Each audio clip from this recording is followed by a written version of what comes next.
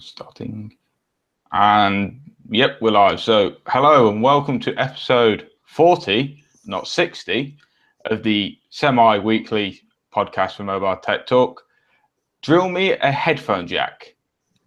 And you'll find out, if you don't follow news, you probably won't know, but if you do, you know where this is going. So there's no Dom this week. His jaw is still broken. So instead of just having me and Mark, I was speaking to Mark last night, like literally last night, and I was like, is there anyone we could get on? We originally suggested Matteo, but Matteo appears to be out of the country and it was a bit short notice. So we kind of left it at that, or that's what I thought. Little did I know, Mark does have friends. So you've probably never seen this chap before, because I'll admit I haven't. But his name's Fred. I'll let him introduce himself because I don't know him. Hi folks, I'm Fred and I'm a friend of Mark's, and I'm writing in my gadgets and phones, etc. So I got asked last night if I'd like to join, and I said, yeah, why not? So here I am. Yes, and you have done one or two different podcasts in the past, haven't you? Yeah, Tech Talk UK, I was right at the beginning of their podcast. I did help them out. So you should be a reasonably old hand at this stuff then. I should be, yeah. Should be. You can't be as professional as us. Come on, we're in a whole new league. All will be revealed.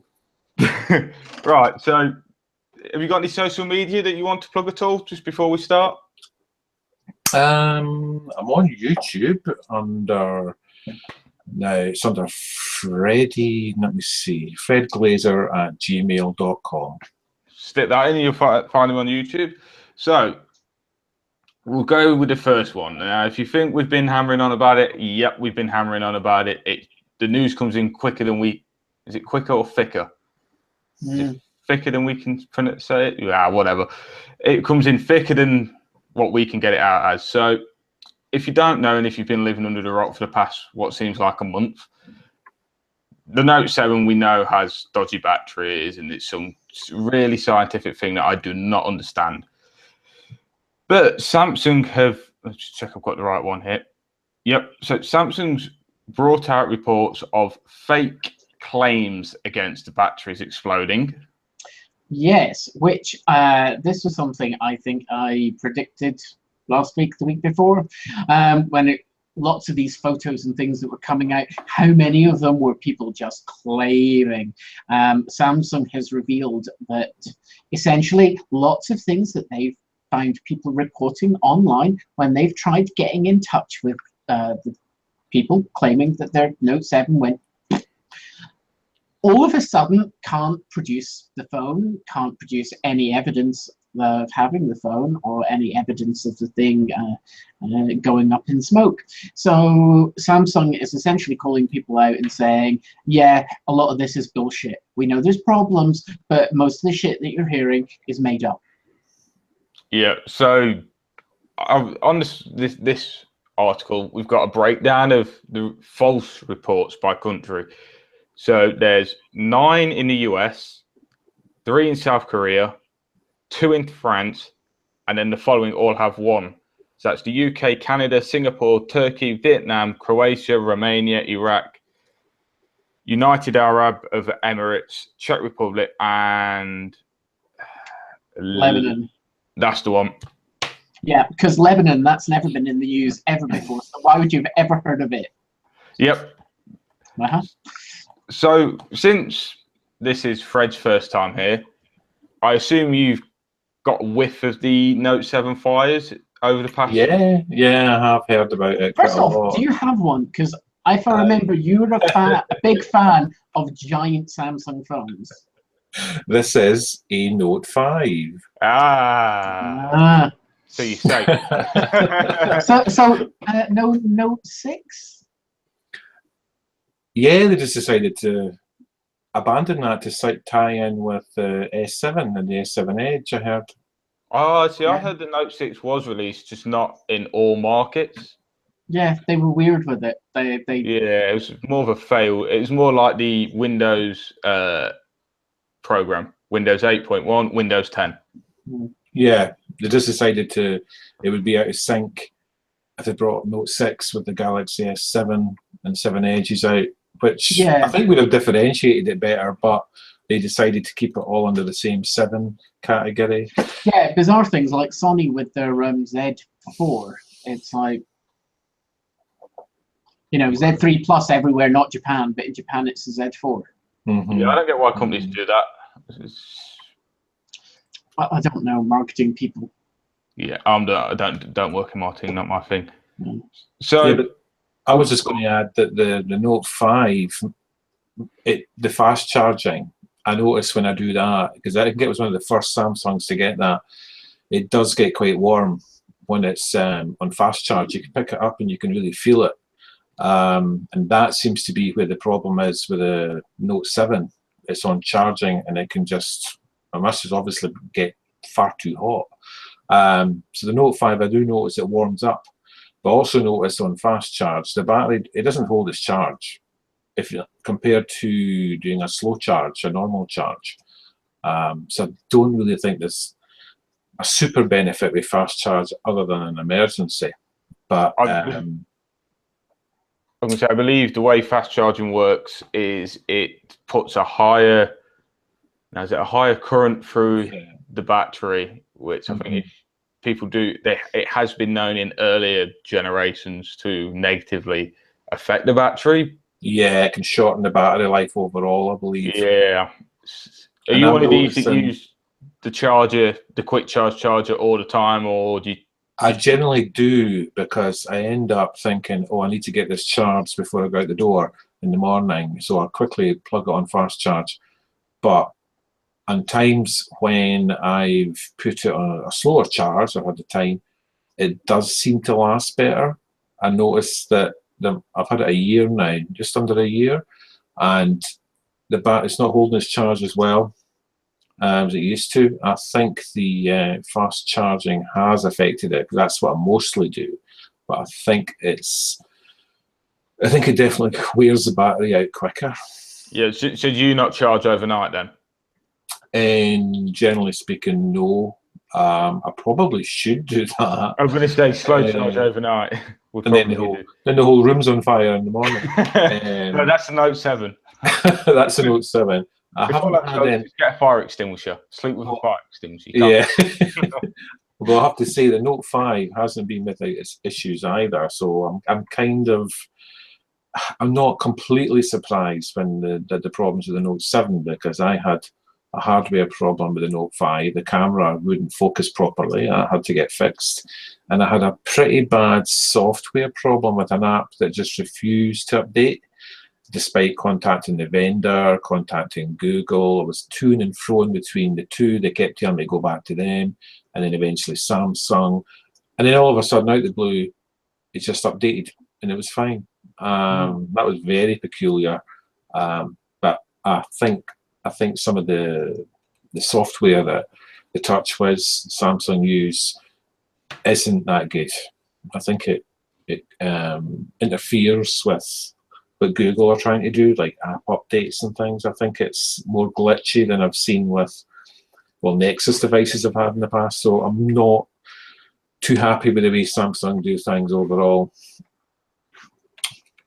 Yep. So a couple here that continue on from the Note 7. So Samsung claimed that nearly 500,000 returns have been made. So this is the first. I think this is the first official number we've ever seen, to be honest. Yeah, and is this not specifically Samsung US has said 500,000 from the US have been returned? Yeah. So it's nice, like I said earlier on, it's nice to see it's being done. And might be a bit of a tangent, may take me a while, but I was listening to Control Walt Delete, which if you don't know what it is, it's a podcast by Nilay Patel and Walt Mossberg from The Verge. And it's basically a two-man show, and they go into topics each week And there was what I remember very clearly. There was one chap he emailed Walt, and X was explaining that he was having problems sending his Note 7 back. That apparently there's some sort of a process you've got to go through, and it's got to get verified and all of this. And he says he's waiting about 2-3 weeks later. He's waiting for Samsung to turn around and say and accept the return, which I find slightly disturbing. The fact that they're like I said, this is just one man, so I don't know if it happens with anyone else. But it's slightly concerning how that, if it is as crystal clear as he's making out, it's quite concerning that is the case. Is that a purchase direct from Samsung? Samsung store or something? I think he said he took it through. Yes, it was. Yes, because they were saying T-Mobile are doing it, not a problem, and a couple of other carriers were doing it, not a problem. He's obviously brought it through Samsung. I don't know. That would be surprising. Usually in the US, anytime you hear somebody's having a problem, normally Verizon's at the center of things. So. So I thought that was a bit odd. Don't want to say that this guy is full of shit or a moron, but given how public Samsung have been about this, I find it difficult to believe they would be making it hard to return the thing. It was just the fact he was having to wait, and he said, "We'll contact you." So it got sent back to Samsung where in Europe? UK? US. Oh, this is in the US. This right? is in the US, yes. I'm assuming they've got repairers, their own repairers over there. Yeah, it's just they won't accept. I'm not sure if it's won't accept or they just won't give the return details. He's just being told Samsung will contact him, and that's the bit he's waiting for, and it's what he's getting really frustrated with. But how long has he been waiting? Does it say? Well, the episode went live last week, I believe, and I don't have a phone to hand. Because I mean, it could simply be that Samsung, it isn't normally set up to deal with this number of returns, and so it's creating a backlog, which that seems. That would be the logical suggestion, but I just thought it was something worth pointing out. Yeah, I don't know. It's like all the reports of the going up in flames. I have a certain level of skepticism. Yep. So that's something I thought I'd just bring up whilst I was here. I was meant to write it down so I didn't forget, but I remembered. So on the God, if this feels like a public service announcement. Kind of. Third topic in, and we're still on the Samsung batteries. Yeah. Can I just add, my Note 5 was away for 6 weeks getting it repaired to its camera. No. Did they give you anything in the meantime? No. Did they offer to give you anything in the meantime? Well, it was because it was purchased through eBay. So the company, although they were regarded as a UK place distribution center, yeah, they were actually based in Hong Kong, which I didn't realize at the time. But because I really wanted that phone, I just got it anyway, and I thought it'll come in a few days. It's actually in the UK, although it's not. I know it's not released in Europe or the UK, and it was fine initially. When the default with the camera became apparent, it had to be sent back to Samsung in Korea, because Samsung UK and Samsung Europe would not accept it for repair purposes, even though it's covered by the warranty, because they cannot touch it. They don't have the parts for that phone, and it was never released, so it had to go back to Korea. I had to do without my phone for 6 weeks. I ended up with a Moto X Play to tide me over, which turned out to be pretty good in the end. And I got it back, and it was all fine, but it was quite a wait. So you never know. Maybe they have to get parts, all these things. As you said, Chris, there could be. Well, as I understand what they're doing is, I think they're just, for expediency, they're just handing people new ones. Yes. That's what they were talking about doing. Because let's face it, that is a lot easier than recalling everybody's phone back and then making sure they get reshipped out to the correct person. Yeah, it's just hand them a new one, and I would expect in a few months that Samsung will be starting to flog on eBay masses and masses of refurbished Note 7s. Which should still be covered under a warranty anyway, because they're refurbed from the manufacturer. Hmm. So they should be steals. So yeah. Before we get any deeper into this, so the Note 7 has recorded almost 70% of all Note 7s in Canada. So we're saying about it's taking the time. Canada's nearly sorted. Well, kind of. I mean, although Samsung had previously told us that they'd sold over 1 million Notes in the US, it seems the Note 7 in Canada, and granted Canada, there's considerably less people, they've sold a grand total of 22,000. Yeah, so that's not going to be too hard to do.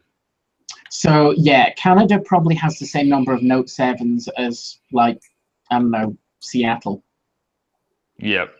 So the next one So the next topic I put in was one that Mark suggested to me. So since this is a network thing, I'll leave it on to Mark.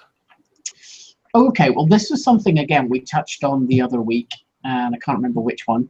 But I think it was last week. I think it could be as well.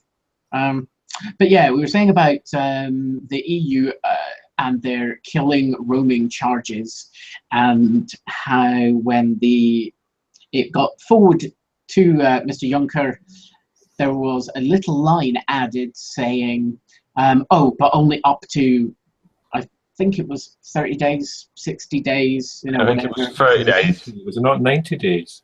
Well, this story says 90 days. So, yeah, I mean, last week I was just kind of going off the top of my head what it said. But anyway, the principle was there had been a limitation in time stipulated, and Mr. Juncker said, no, go get to fuck, and handed it back. So now the European Commission has confirmed that it's going to take a new approach, given that its previous approach was basically panned by everybody. So what they're now going to propose is that this 90-day limit is not going to go forwards. They've said that the average European traveller is on the road for only 12 days at a time, so, you know, wouldn't be affected on it anyway, but some of the arguments that they've kind of put forward is people that have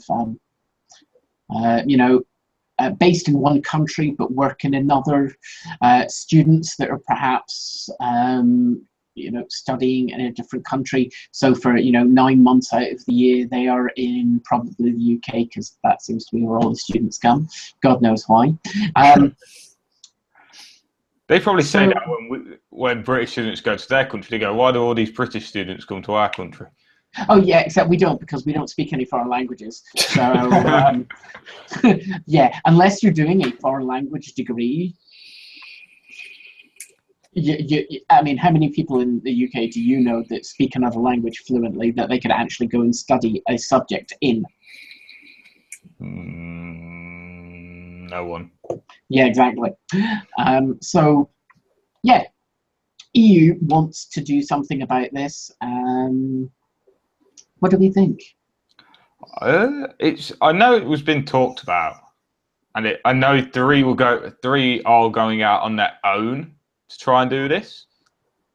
There is some limit in that, though. I think it's like 12 gigabytes of data. I think it's 25. Oh, they upped it to 25? Yeah, I was on holiday I'm just back actually from the Canaries, and I did look that up, and I understand that their fair usage for Europe is 25 gigabytes for their feel at home. Yeah, that's quite big. Generous, I think. Yeah. And I used I could use YouTube. Last year I used it, and you just couldn't stream anything on it. on the network. This year, I was in a different place this year, a different resort, same resort rather, different hotel, and it all worked brilliantly on the whole. Apart from a call, there was a call I tried to make, and we just couldn't work. I had to go outside quite a bit to try and get a signal to work strongly. So that's just a signal issue then.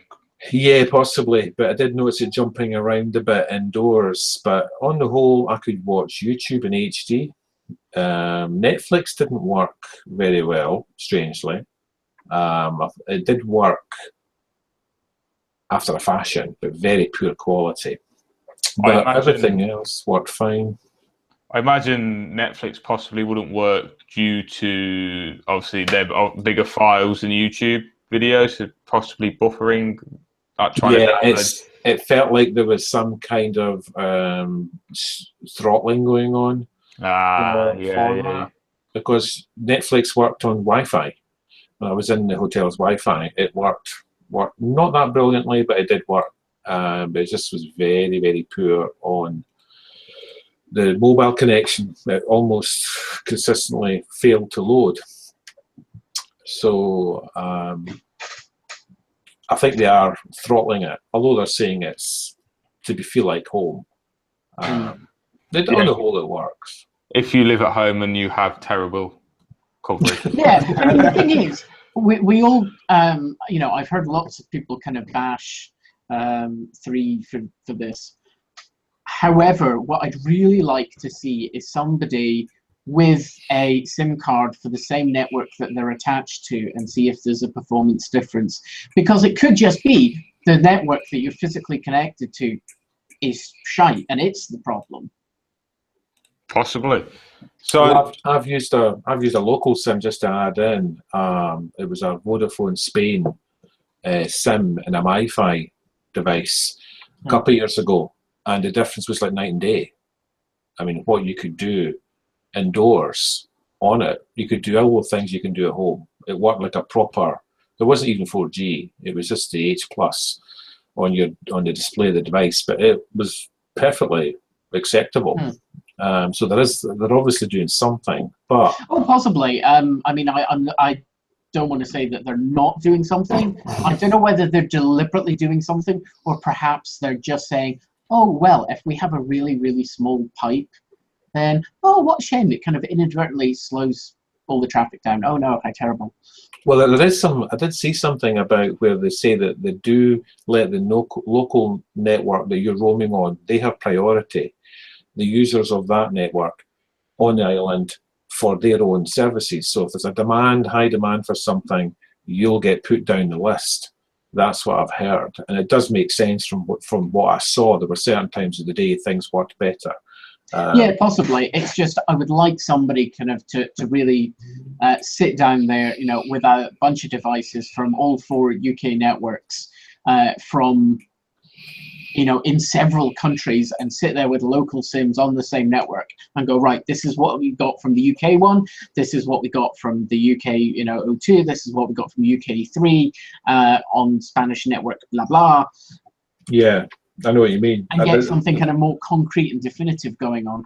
One thing to add, though, there was 2 friends I was with, and we were all sitting with our phones at night, and they were all desperately trying to go onto the hotel Wi-Fi because they were on, I think it was EE, one was on O2, and they were restricted quite severely with their data usage. It was going to cost them a lot more money than myself. I never had any extra charges at all for the 2 weeks I was on holiday. I came back, and he actually sent me a text saying I'd saved £167. But compared to what I would have done if I hadn't had that kind of plan in place. So I appreciate that, because 2 years ago, before they brought it in Spain, I think my phone bill more than doubled when I was in Spain. And that was just for a week, I think.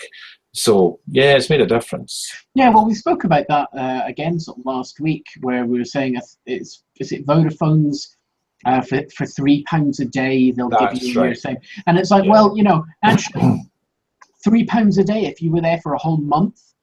Yeah, that's up. you know, that's 90 quid. Mm-hmm.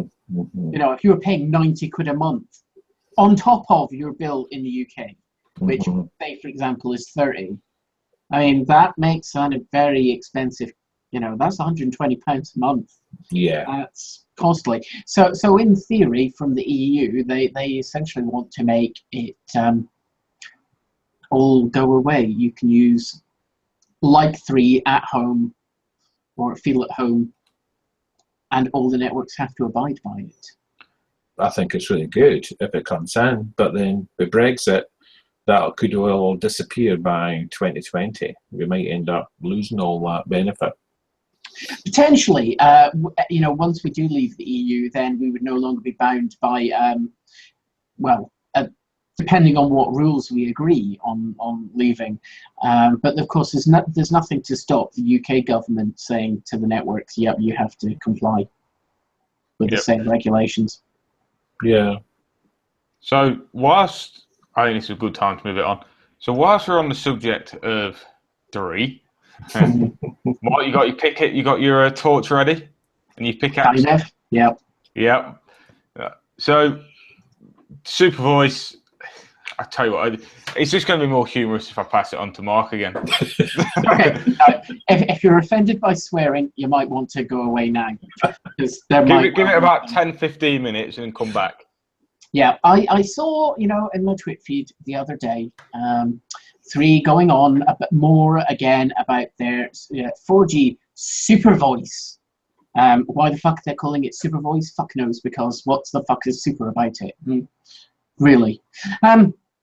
Okay, now in theory, what they're talking about is voice over LTE. And that would be good. We want this. This is something good. We definitely want it. And as far as 3 is concerned, one of the reasons we all want it is because 3 does not have a 2G network. Their spectrum on 3G is all at 2100 megahertz. Their 4G spectrum is at 1800 megahertz and some at 800. The lower the number, the better it is at getting through walls. As we all know, you get a much better phone signal outside, and if you live in Edinburgh, where most buildings are made from like 50-foot thick gigantic sandstone blocks, yeah, phone signal can be a problem. So 3 is deciding it's going to push this with an advertising campaign. And that all sounds really great and wonderful because, you know, this is something we all want and it'll all be better for everybody. Yay, 3. Except it's not. Because what 3 don't tell you in their adverts, where they've hired the small child from Game of Thrones. I did like those adverts, by the way. I did find them amusing. Oh, they are, yeah, the ones where they're taking piss out of the L'Oreal things. The other ones that make me laugh that 3 do is the random animals singing. Oh, the Sing It Kitty. Yeah, wasn't there the Budgie and Oh, it doesn't say Budgie. Budgie and Cat. I don't know. The Sing It Kitty one, that's really good, and I also remember liking very much the one with the pony. Okay, I mean those are funny. Cannot fault 3 for the mobile phone networks having the best adverts because they pretty much do. But unfortunately, with these new round of adverts, they're trying to push 4G super voice. What they don't make a point of telling you is that they're not turning this on for everybody. They are, in fact, turning this on for incredibly few devices. Again. But it still gets worse. Because, you see, of the phones that they're turning this on for, which the grand total of, there is iPhone 7s and 6s, Galaxy S7s, 6s, 5s, the LG... Sorry? There's 18 there all in all. Yeah, well, I'm not really counting like the Galaxy S7 and the Galaxy S7 Edge as being all that different. Or the X6 Edge and the S6 Edge Plus. So, Mark, have they actually put a list of devices? Because Yes. when Yeah, they do. I went into the links I got from, I was on holiday at the time, and I clicked on the video links, and there was a link to their website to see if you could get it.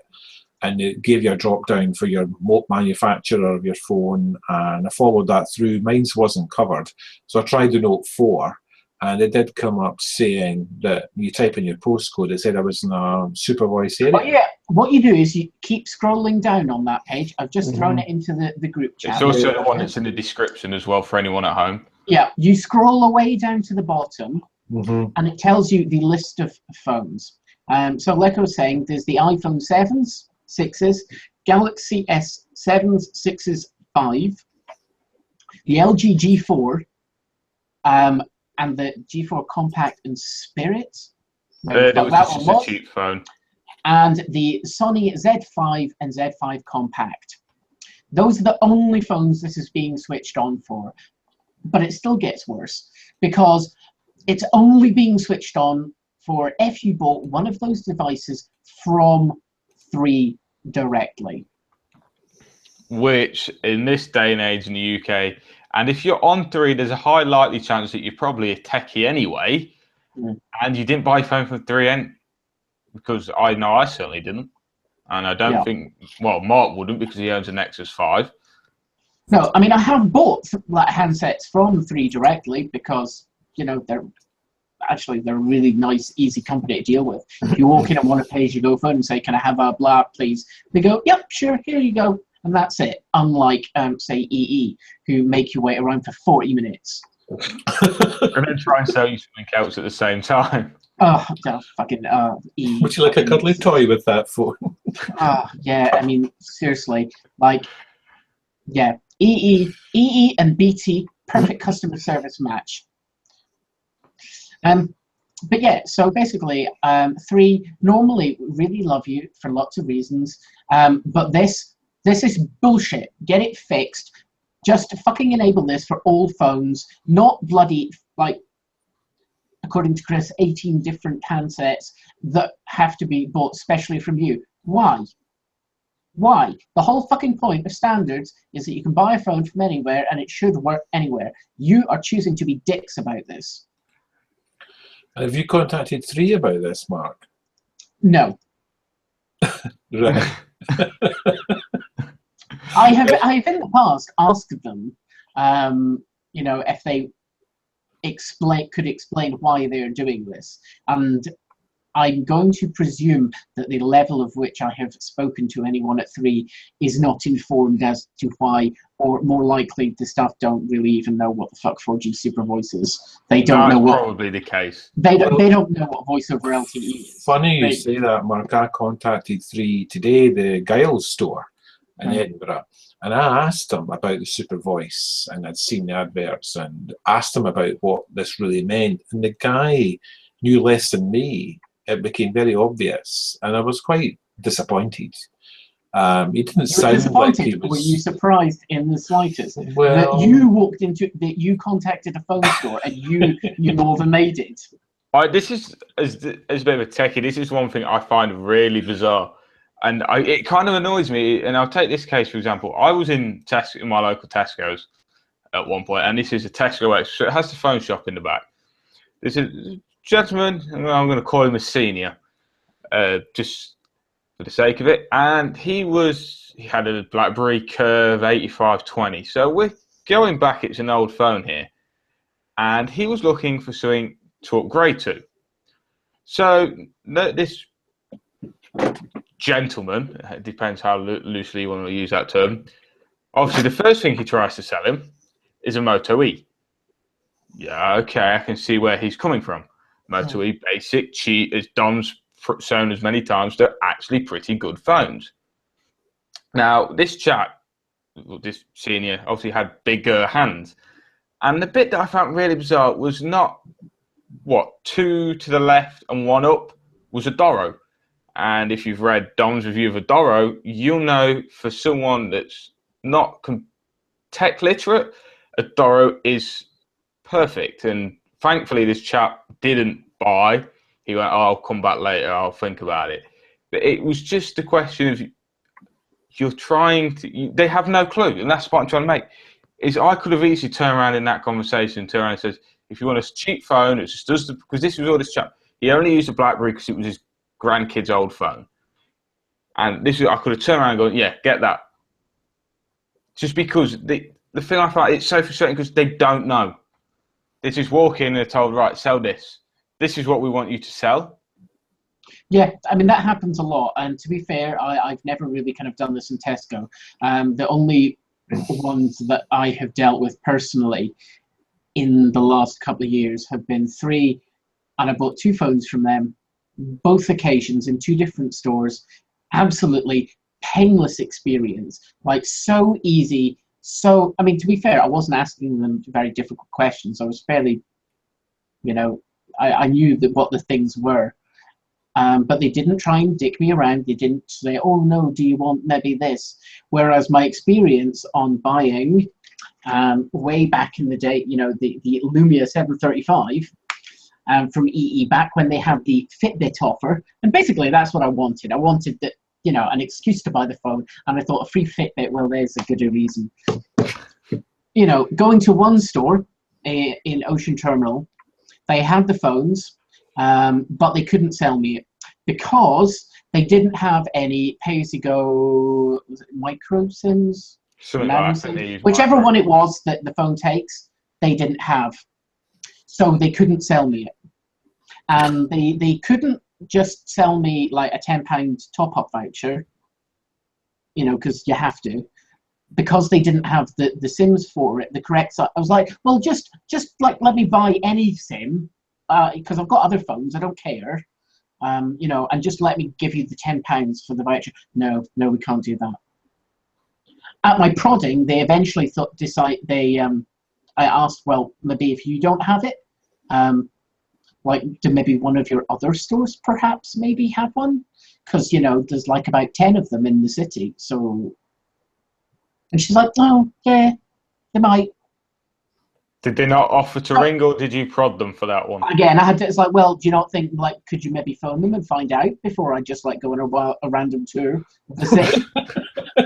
I've had this problem many times with Tesco's, is obviously, I can't remember who it was, some family member was looking for a laptop, perfect laptop for them, was on sale, was advertised on the shelf, took the little card up to the electrical desk. Oh, sorry, it's out of stock. We then turn around to discover that they're out of stock because Tesco staff, as everyone could kind of guess, gets a discount at Tesco. And their discount would include this laptop. And they were like, oh, we haven't got any. So it's like, do you know any stores that do? No. Do you have the number for the other store in town? Yes. And you just look at it and just say, now finish my suggestion. And it's like, can you just ring them? I don't know if we're allowed to do that. Call supervisor. Supervisor walks in. Yes. Yes. This is just the point: is how stupid are salespeople? Oh yeah, really stupid. I mean, the unhelpful little girl in the Ocean Terminal shop. I mean, she eventually started calling stores on Princess Street. But the store that they called and arranged to put one aside for me, then still involved like a 40-minute wait to buy the fucking thing. I mean, honestly, it's like, Jesus fucking Christ. Like, how different. It's like, here's my money. Please take it. Take it.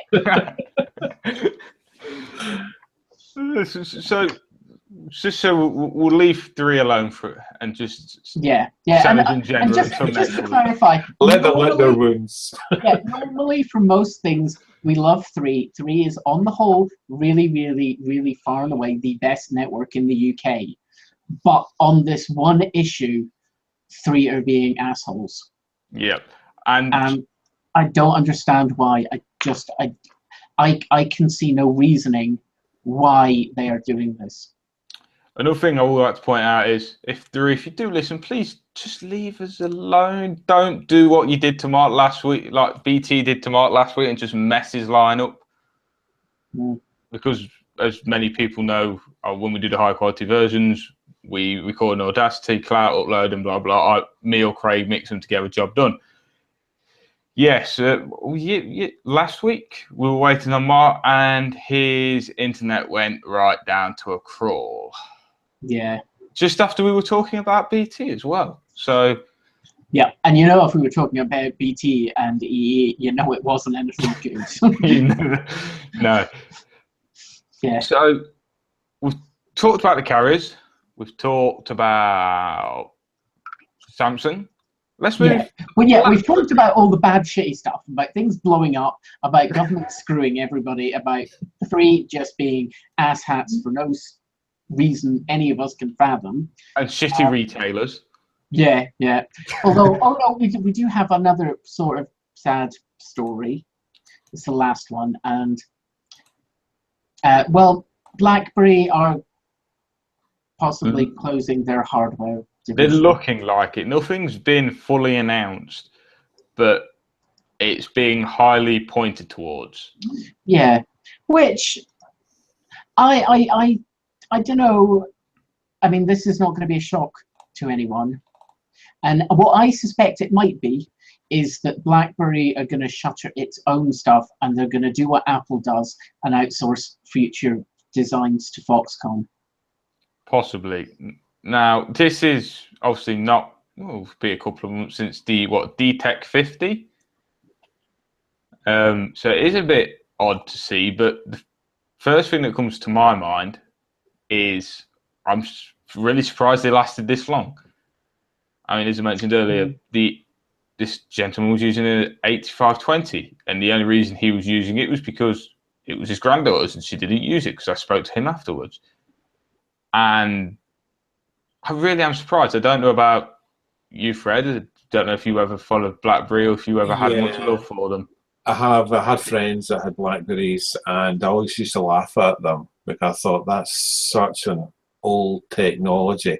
Even 2-3 years ago, and when they announced it, I heard the announcement as well, and I thought, well, that's the right thing, because who's buying a BlackBerry? They're just old hat, and they might have a very secure operating system for messaging, and there's advantages there, but I think everybody's way overtaken them and all the other features, and I just don't see them lasting. I mean, the BlackBerry Priv, which is the device that BlackBerry were hoping would put them back in, is going for £400 from BlackBerry themselves. 32 gigabytes unlocked. And this is probably the closest thing you're ever going to get to a traditional BlackBerry, mainly because of the sliding full QWERTY keyboard. And yeah, I think BlackBerry's problem at this point is they are now such a small scale manufacturer, they cannot spit phones out cheaply enough to compete. No. Yeah, I agree with you. I mean, the Priv's a lovely looking phone. And there was a friend at work who was wanting to get it, but when he saw the price, he was just horrified, and he ended up with a Samsung. I think the Priv it's basically an Alcatel, is it not? That's the D-Tech 50. Oh, right, sorry. So that's their full touchscreen.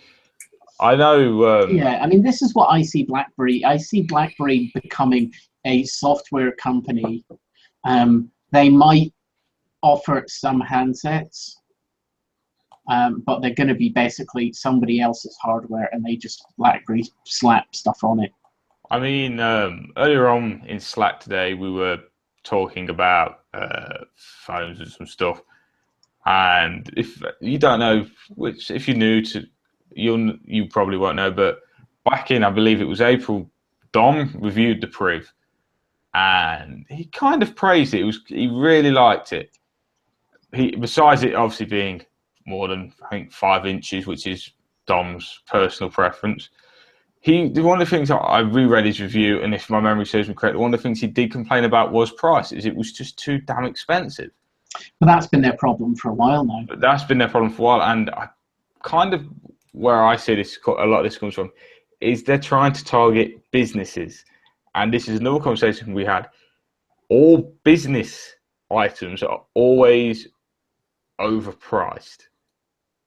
I mean, if you look at laptops for business, they'll always be pricier than for general consumers. Yeah, because the companies will just foot the bill. The actual punter is not actually having to pay that price. No, it's just some company that has a big bank account that needs to hook their employees up with a couple of dozen phones or a couple of dozen thousands. They'll just, we'll fork it out. We make enough money. We'll splash the cash, make it rain.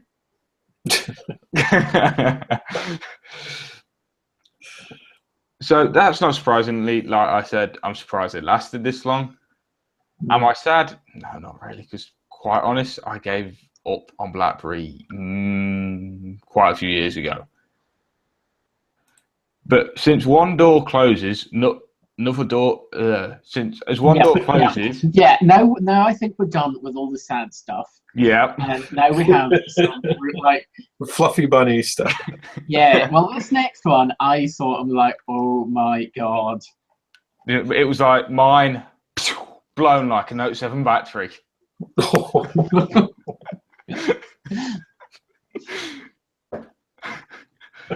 That was not bad considering I literally thought of that 2 seconds before I said it.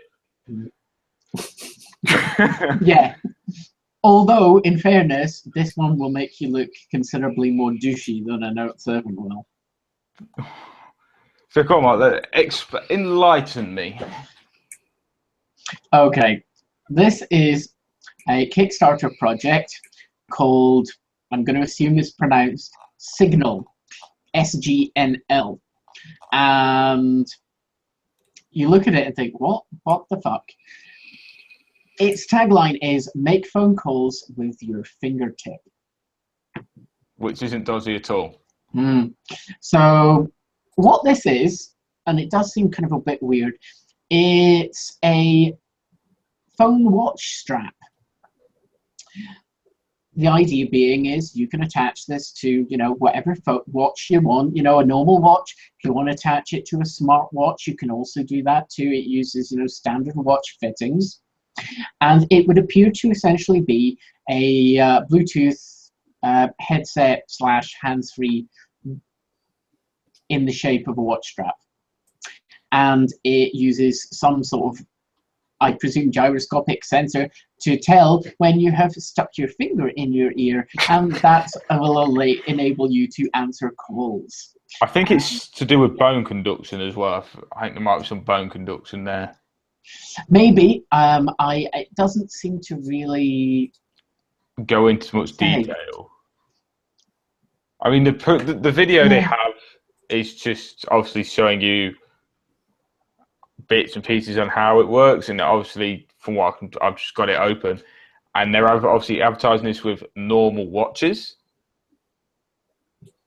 but I could imagine this being one of them that doesn't quite make it. Yeah, I mean, they've also got it photographed there with what looks to me like an Apple Watch. So I mean, it's just it takes normal Bluetooth fittings.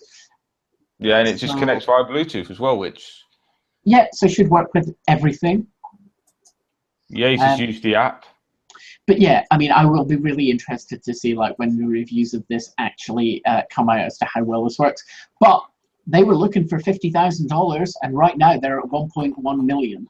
Yeah, with 6,412 backers on 11 days left to go. Yeah, so this thing is going to happen, and it's either the super coolest, amazing, super duper, let's pretend to be a spy gadget in the world, or it's going to be the douchiest product for the biggest douches in the world that the world has ever seen. It is actually it has a body conductor unit, so it's going to be, like I said, it'll be something to do with bone conduction as well, I'd imagine. Yeah, I think that's. I mean, they say it will, transmit the sound, and whilst blocking out external sounds. Obviously, you're sticking your finger in your ear. So, yeah, I want one of these to play with. I want one, and I want it to work super well, and I want it to be amazing. But I'm not going to throw $100 at them to find out. No. So we're on the subject to new hardware. So Nokia or Nokia, or how else would you say it? Nokia. Nokia. Microsoft. Yeah, no, it's not Microsoft. So Nokia have just No, dropped. I think this is actually Microsoft. So I think the Finnish company is still within, they're not allowed to make phones. I've heard that. Yeah. Yeah, from the way I've read this, it's the last of the Nokia branded phones. Yeah, but it's done by Microsoft. If you read the article, this phone launched by Microsoft is called the Nokia 216 Dual SIM. So it is Microsoft that have launched So it. it is, yes. Yeah, and yeah, I like this. It's a smart dumb phone. It's basically a dumb phone with the old 11 keypad where you repeatedly hit buttons to get your letter, and it's $37, which is peanuts money. No, like, I don't know, 25 quid. Something like that. Like I said, peanuts money. Yeah, I mean, this is like an old style Nokia phone, although the styling on it kind of has that Lumia, colored, curved. Plasticky. I mean, it looks nice. Cheap. Well, yeah, I mean, but it's $37, but I think it looks nice. It's got the Lumia colours and it's got the Lumia looking build. So the keys are coloured matched as well. I don't understand that. It's basically what any old person would like. Yeah, it's like a Nokia that, came out like, I don't know, 10, 15 years ago. But yeah, I mean, the way they're plugging this, they're not plugging it like it's going to be your, it's not a smartphone. This is not probably going to be your smartphone.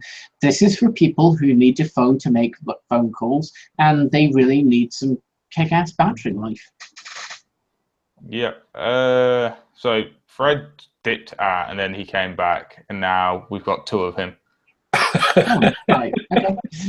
I was clicking on the links, looking at the phone. Can you hear me? Yeah, Yes. we can hear you. Yeah, and I ended up clicking. It closed the tab. Oh, apologies. Sorry. Well, we can only hear you once, so that we'll leave it alone. Let's not break it. Yeah, but it's a nice looking thing, isn't it? For $37. What's your? We know Fred thinks it's cheap.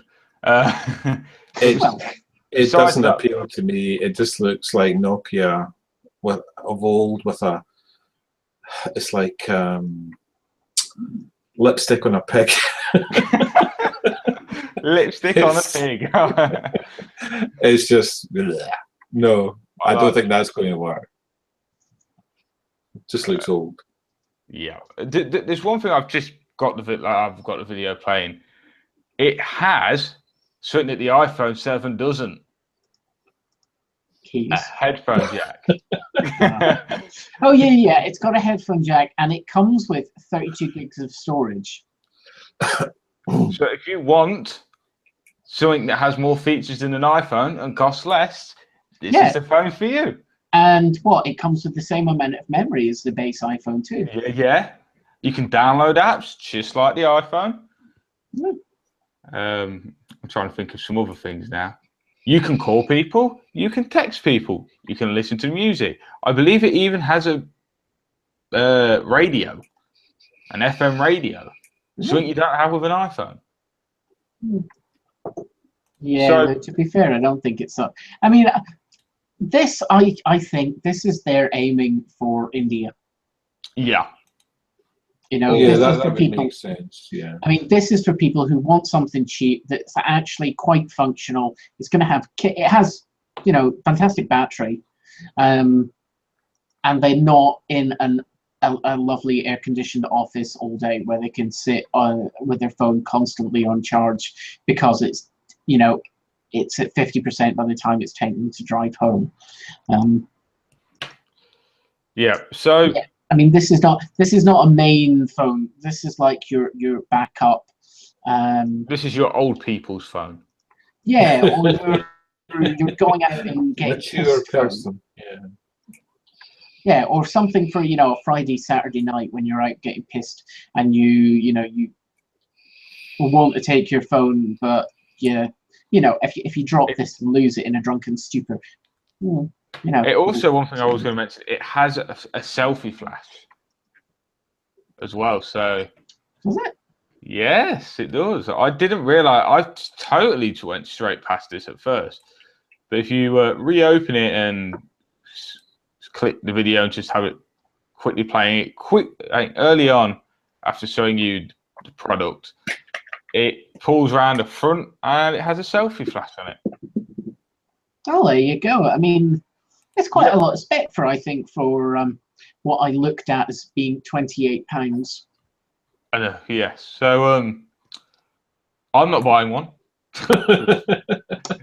Like I said, and neither will I. It's not for either, but you know, it's got Facebook icon there, so you could use it for Facebook if you use Facebook. It has the Opera browser, and that, I mean, phones with Opera browser built in, that's going back a fair few years.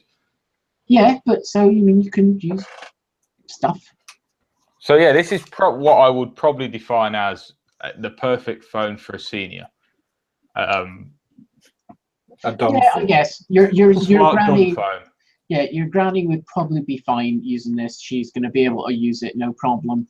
But I think also this is for people doing, you know, going out and getting pissed on a Friday. You want to take a cheap thing.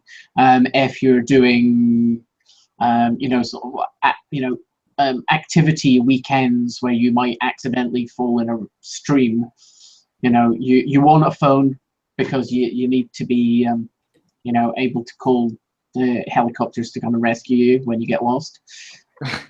But or if you're that drunk, you ring the ambulance service, which I've seen many a times. Yeah, well, probably.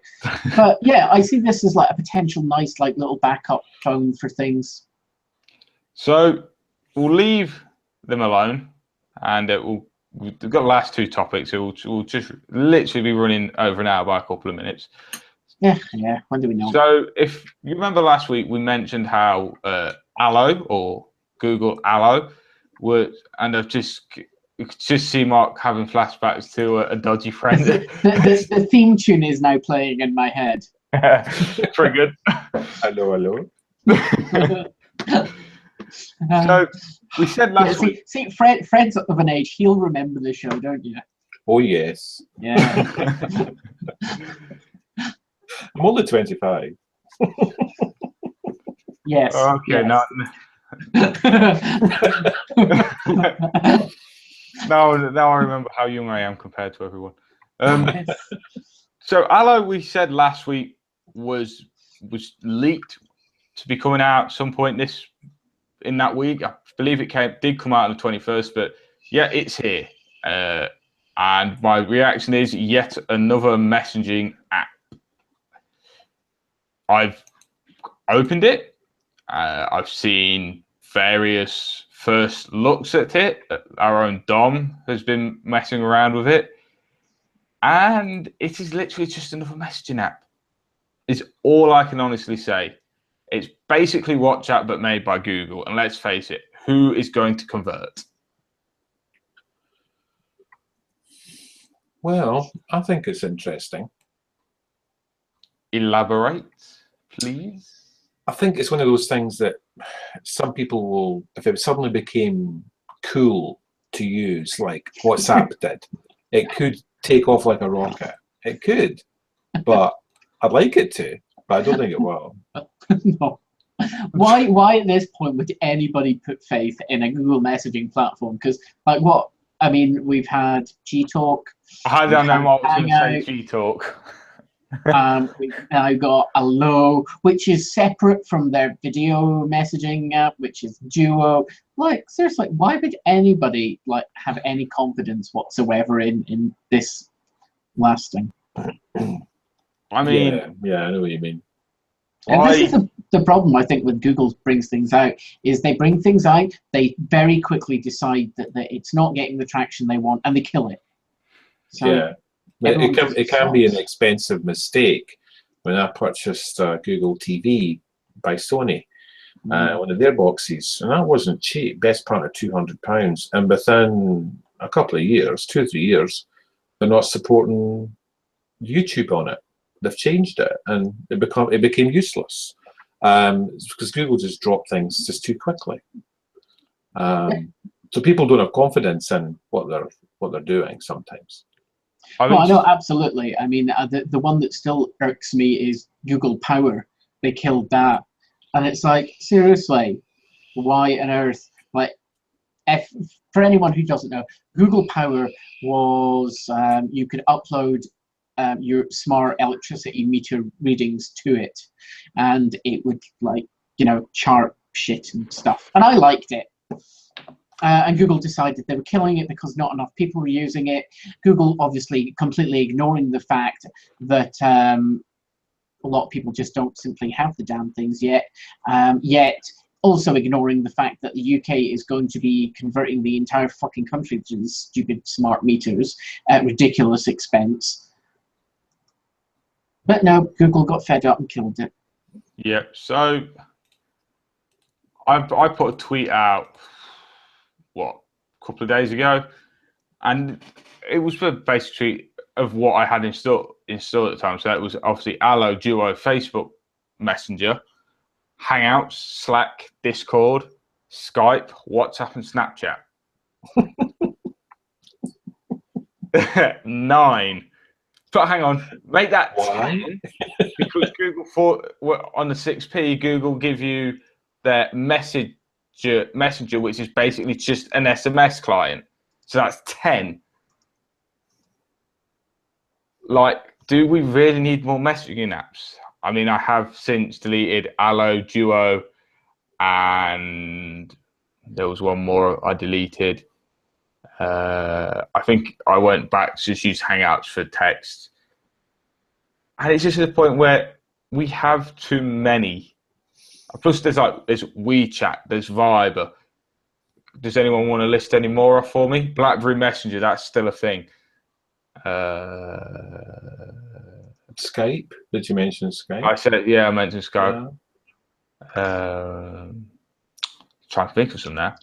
That's the problem. There's too many you can never remember. Yeah, most people just stick to 1 or 2.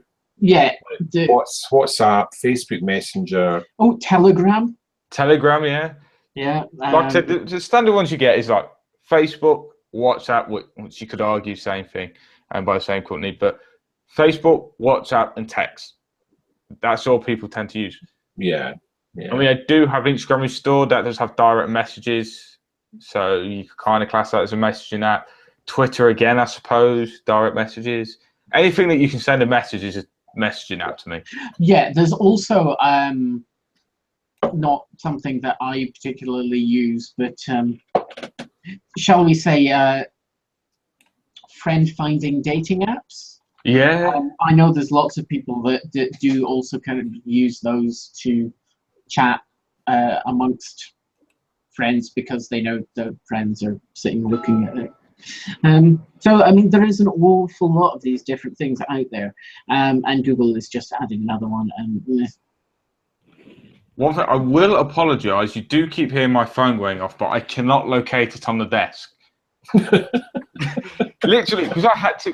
Obviously, some people don't know, is I used to use a laptop and a monitor, so you can kind of guess how that worked. Then I got a PC, so I've still got the laptop.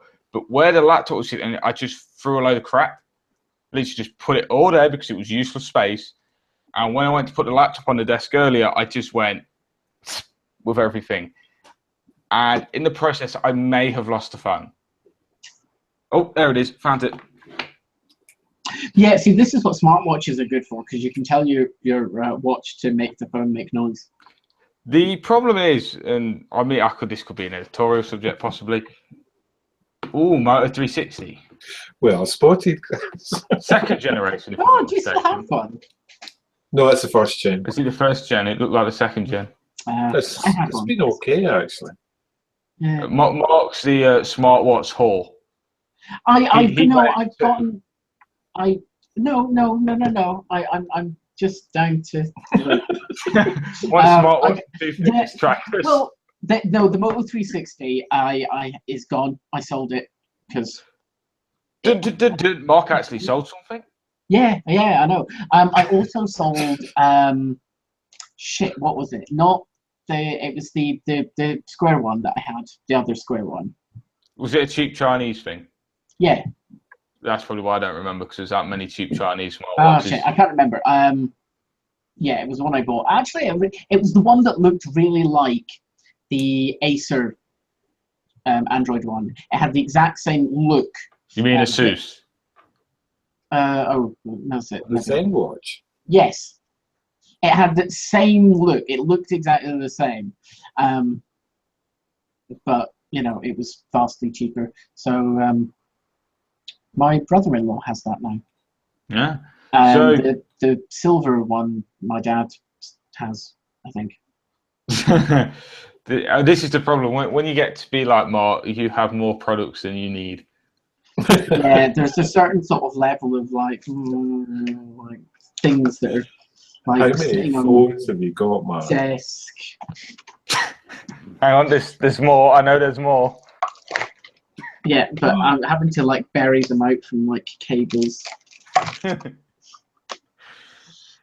I don't know. Do we count the camera? Well, I mean, it runs Android, so yes, you could. Yeah, so you know, it's a Galaxy camera, and there's a Moto G. So, oh gosh, there's an Nexus 1 too.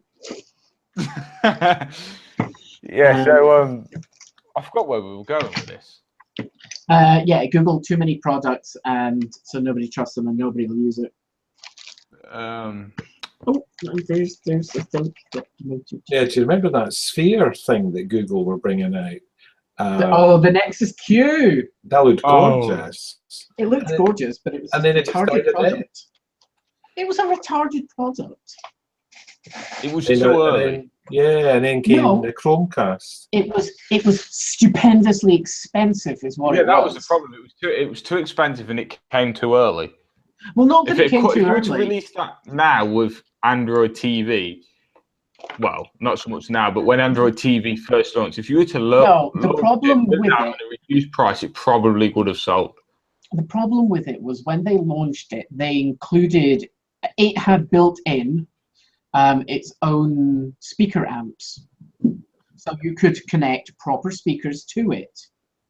And if they had released that now in the same way that they have the music Chromecast thing, then okay, maybe it might have been. But they were trying to sell it as sort of like a TV watching thing, but it included its own speaker amps, which most people don't want.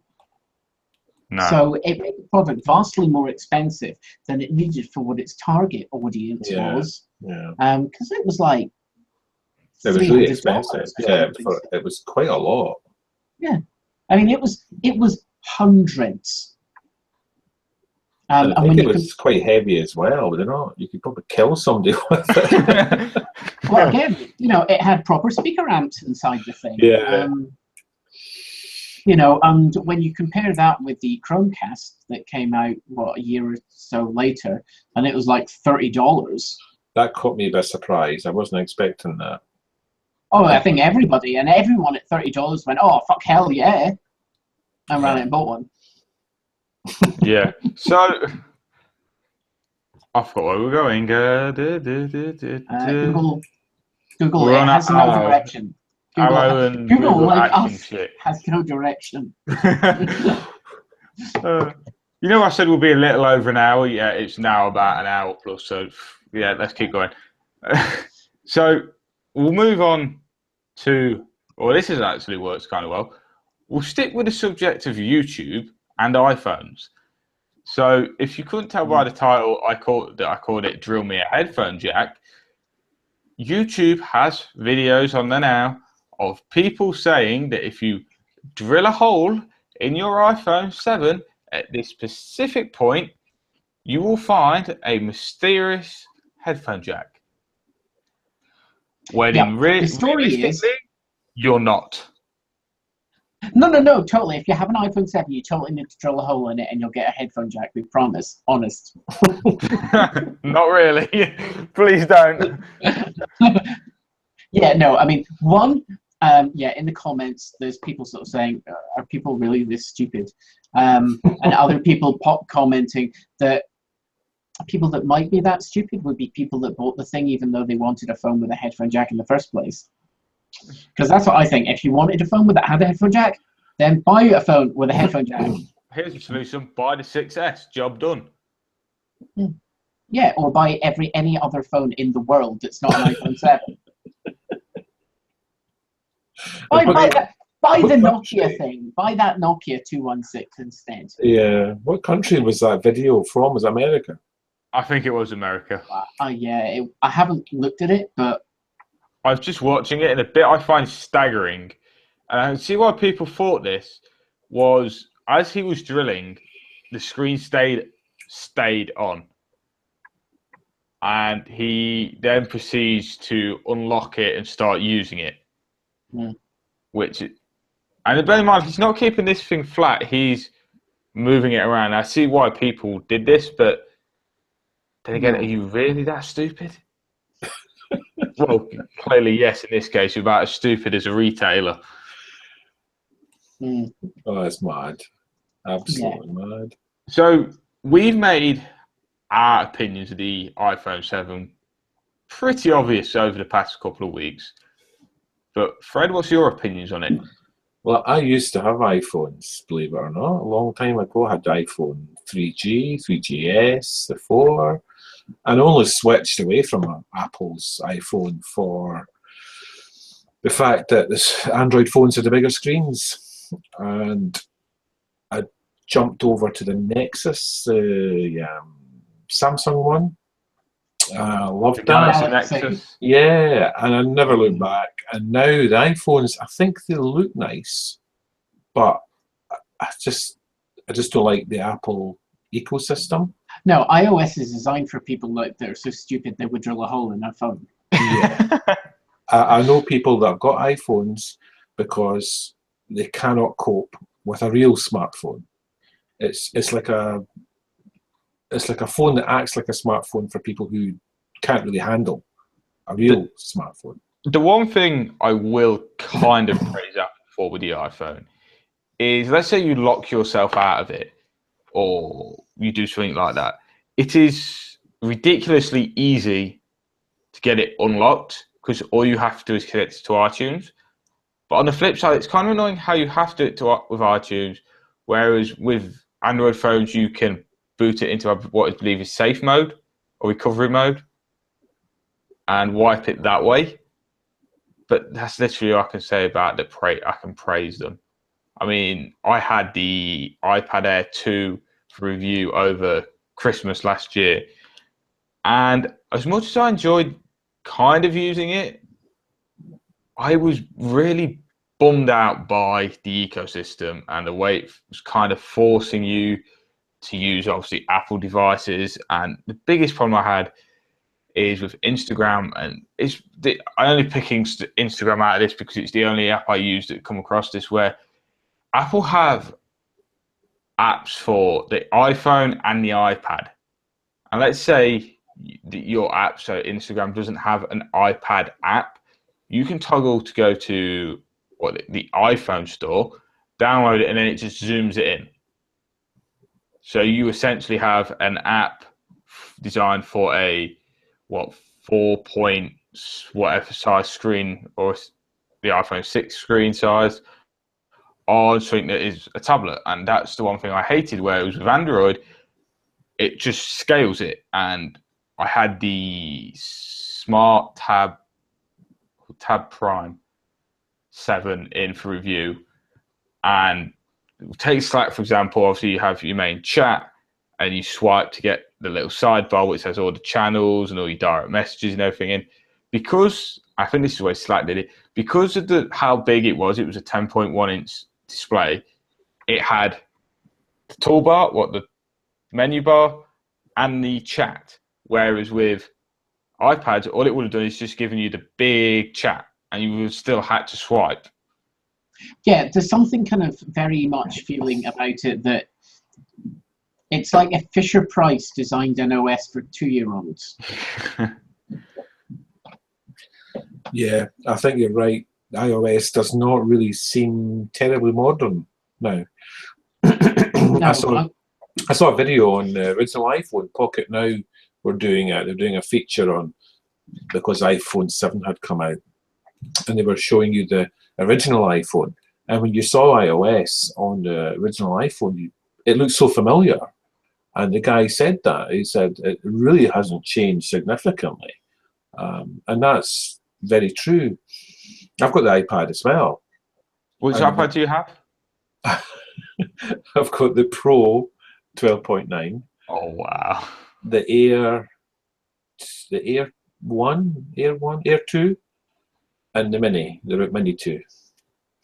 I love my tablets. I've got a zillion tablets. So, you have a passion for tablets that I kind of want. right. I remember, like the first Android tablet I had was the Samsung Tab 2. Oh yeah, I remember that one. Yeah, with the really fake 30-pin connector that was so proprietary it was annoying. And it was so like the iPad. Yeah, but it wasn't. Connectors. Yeah. I then sold that and brought so this would have been this was 2013. I sold that and brought a Nexus 7 2012. Oh yeah, I had that as well. I really loved that tablet, and the one thing that I regret doing, and this is what led me to get rid of it, was I upgraded it to Lollipop. Yeah. If I hadn't have done that, I probably would have kept hold of it. And it turned to treacle. It just stuttered, lagged. Yeah. I think I sold it on for about 70 quid. Mm-hmm. And I paid 200. This was about a year later. I sold it off for 70 or 80 pounds. But the person that had it, they were coming up from a cheap £50 tablet. Yeah. So they were used to these very stuttery, not operating systems, stuttery hardware. Yeah.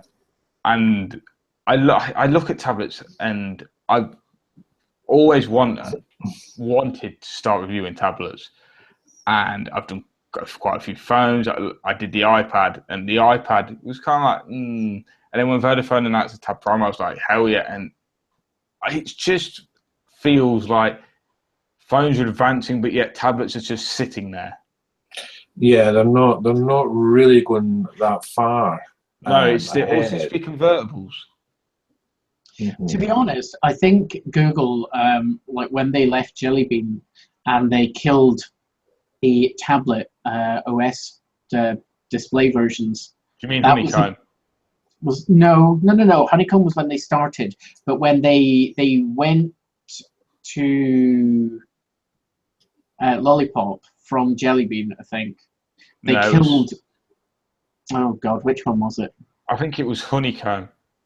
Honeycomb, yeah, that was the first one. That was the first one. No. There was the last one. The Motorola Zoom had the Honeycomb. Had the tablet versions of the UI. There was 3 versions. There was the full-sized tablet where all of the information, there was only one notification bar and everything was at the bottom. There was sort of an intermediate for 7-inch where things were, split between the two. And I think it was when they moved to Lollipop that they killed that. So there is only now the phone interface. It pisses me off when I'm using my Lenovo Yoga Tab 2 something. But I have this gigantic black bar that is, a centimeter of completely wasted space at the bottom so that they can put 3 fucking buttons. I mean, like I said, I've always wanted to kind of chase them again, but it's just at the point now where it's not even worth chasing because all you are getting. Yeah. That was the point I was just thinking about. Is like I said, what I was saying. Yeah, they're becoming effectively giant phones with no speakers, no SIM and mobile calling, which I think the Tab Prime 6, it did have a dialer and it did work. Yeah. But as Fred just clearly showed, Asus Chromebooks. It's the flip one. I recognise it was the Asus Chromebook Flip. Yeah. They are now getting support for Android apps anyway. It's just come out, actually. They've just announced, I saw it yesterday, they've released the first stable Chrome OS that contains the Play Store. Yeah, I know it was in the... it wasn't the beta. I think it was in developer. Yeah, developer mode, yeah. Did you ever try it in developer mode, or did you I did. I tried it twice. But what happened was, when you're using the browser, Chrome, it was extremely sluggish. So I went back to the stable version. So I've held off from updating it, and I'm just checking it now. Just when I saw the way we were going, I thought, I've got this flipbook down here. So I'm just opened it up now to see what it'll be like. I mean, we have... Well, sorry, not us personally, but... Dom has praised Chromebooks notorious times on God knows how many accounts. We've talked about Chromebooks, and I've wanted a Chromebook. But obviously the one thing that stops me is I study IT. Well, I think, yeah. So the thing that stops you is money. I mean, I could sell this and buy. I think you're the same as me. You kind of want a Chromebook because you want to play with one, but then you actually think, I have £200 here. What could I do with it? And a Chromebook does not ever find its way to the top of that list. I thought, yeah, brilliant for writing. And then I started taking the laptop. Obviously, like I said, gone to PC, so the laptop's not the workhorse anymore. But it's like I take the laptop to college with me. I just put it in a backpack, put the backpack on my back, and then just ride the motorcycle to college. And I've started using it in college, and it's like, realistically, I couldn't cope on a Chromebook. Yeah, I think I know what you mean by that. If I wasn't at college, I'd be fine. But obviously, I've started using it at college, and like I said, IT. So we're using Word, we're using we've used a bit of Visual Basic. We're obviously going to be using Dreamweaver. Like, who the fuck still uses Dreamweaver? But in different matter. And just the Adobe Suite. It's like you can't really do that. No, you can't do any of that on. I mean, Chrome is that another Chromebook you have there? No, that's the Asus E200HA. It's the low-priced Windows laptop. Okay. Like the budget one. It's about £180. It's really good. And that's just when you're talking about college laptops, that's really what that device is geared up. It's an Intel Atom processor. See, I did look at the HP Stream as well. I've had that as well. I had it. My cousin had one, and when she got it, she got it secondhand. This is still a point of Windows 8.1. 10. It was the point of where you were reserving your copies of Windows 10. Yeah.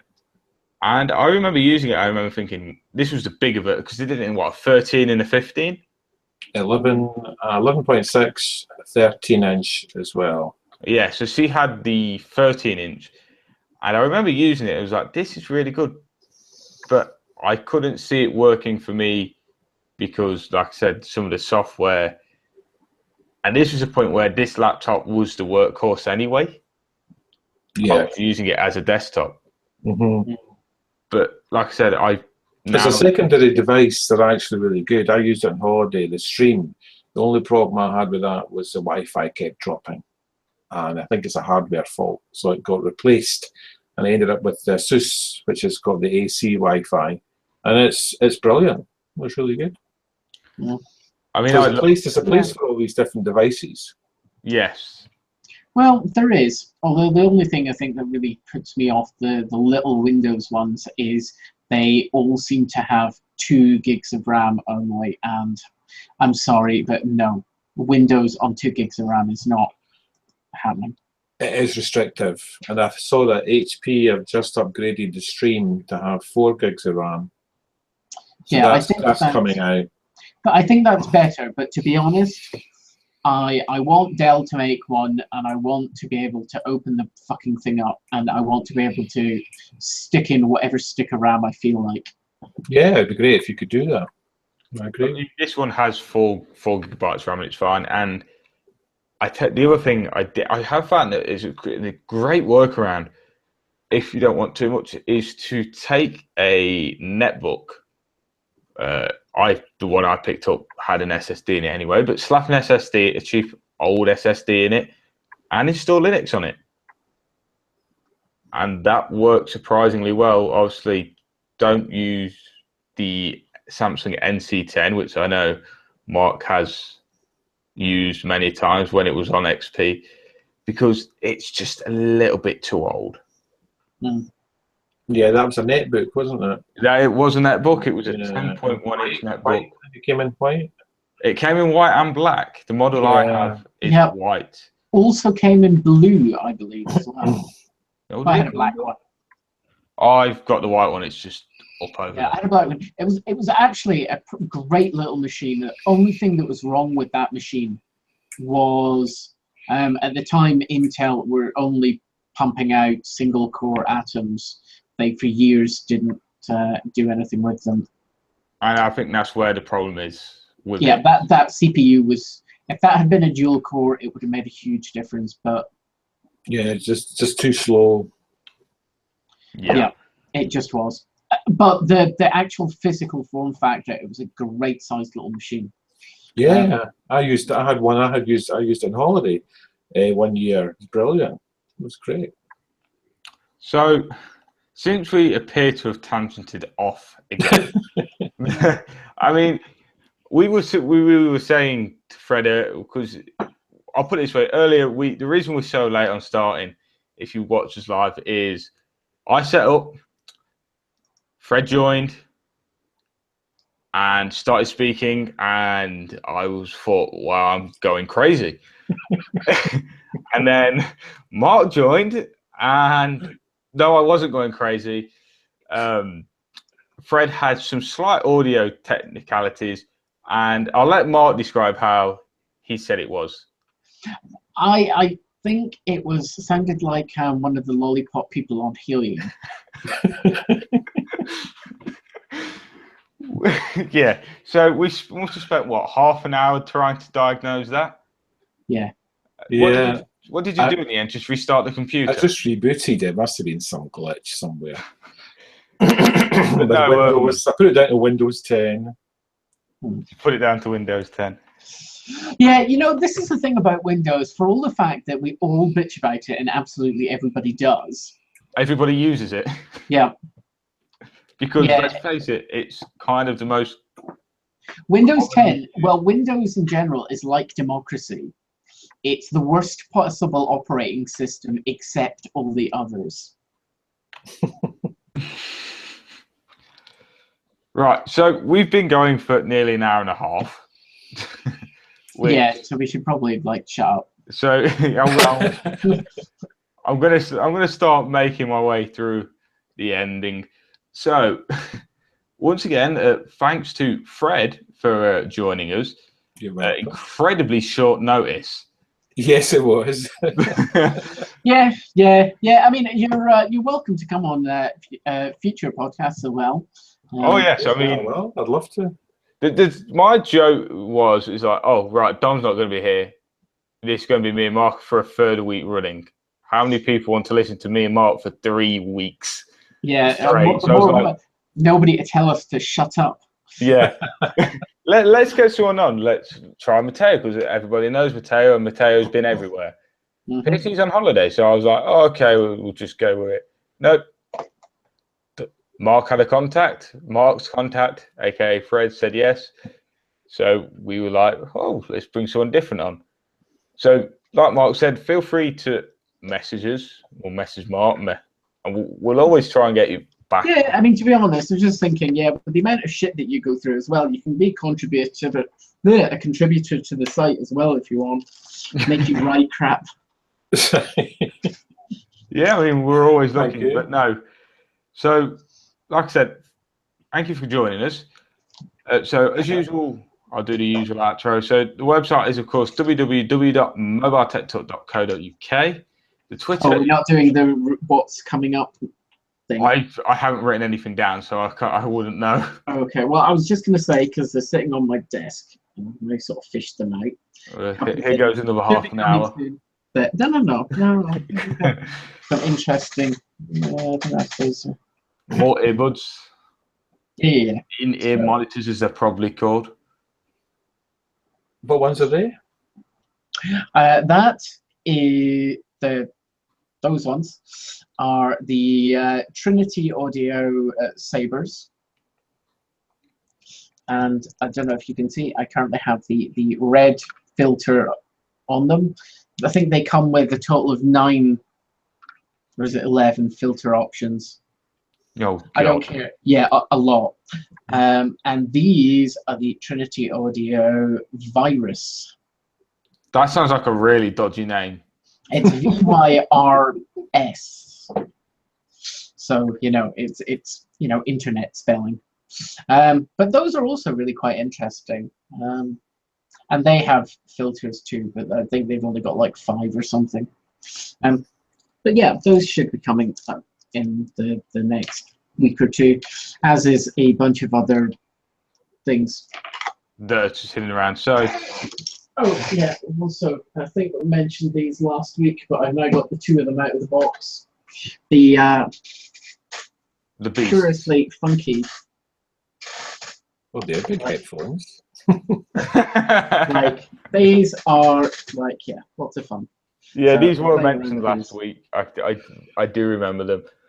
So before we waste anyone else's time any longer, like I said earlier, the website is, of course, www.mobiletechtalk.co.uk.